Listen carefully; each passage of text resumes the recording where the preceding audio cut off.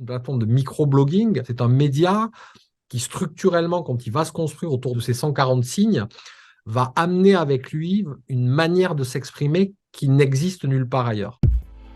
À l'origine de Twitter en 2006, le programmeur américain Jack Dorsey s'intéresse aux applications de messagerie instantanée.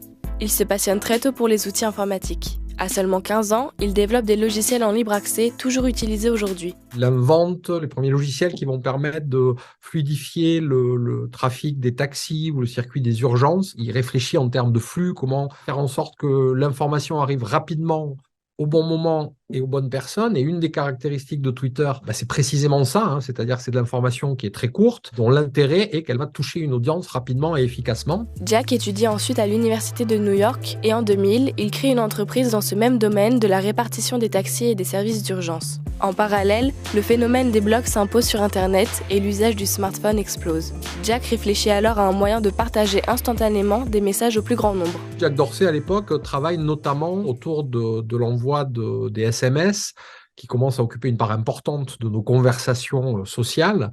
Et il essaye de trouver des systèmes qui permettraient de rendre ça à la fois plus sympa, plus efficace, plus pertinent. Et c'est sur la base de cette réflexion autour des SMS qu'il va avoir l'idée de cette plateforme donc de micro-blogging, c'est-à-dire qui permet de publier des messages courts. Pour pouvoir réaliser son projet, il collabore avec Odeo. Cette société de podcast, localisée à San Francisco, est en déclin depuis l'arrivée du service de podcast d'Apple. Donc ses fondateurs cherchent à créer de nouveaux services. Avec l'aide de l'équipe d'Odeo, Jack Dorsey élabore un prototype de Twitter.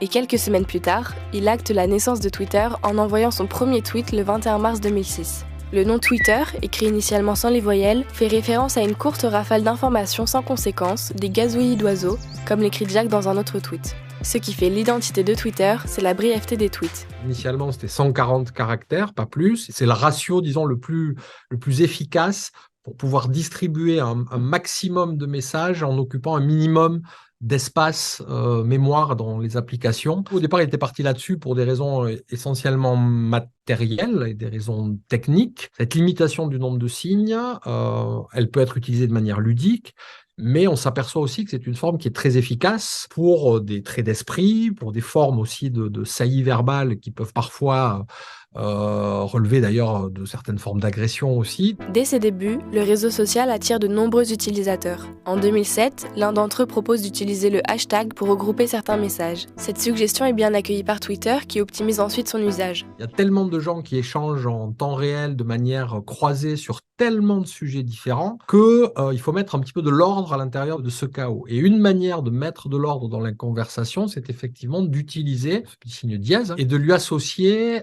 derrière des mots-clés que les utilisateurs eux-mêmes déterminent. Mais Twitter prend une ampleur mondiale grâce à un événement marquant. En mai 2009, un avion amérit en urgence sur le fleuve Hudson à New York. Un homme filme la scène avec son téléphone portable et poste la vidéo sur son compte Twitter.